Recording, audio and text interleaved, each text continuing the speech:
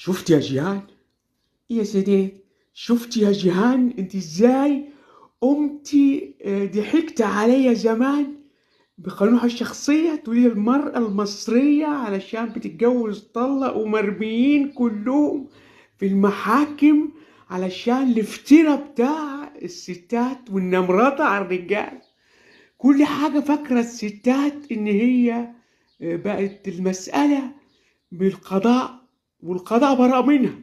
انت غرقتيني يا جيهان ودخلتيني النار. ليه؟ خرجتيني عن الشريعة الإسلامية الغراء، لأنك انت عملتي قوانين شخصية وأنا اتورطت معاكي.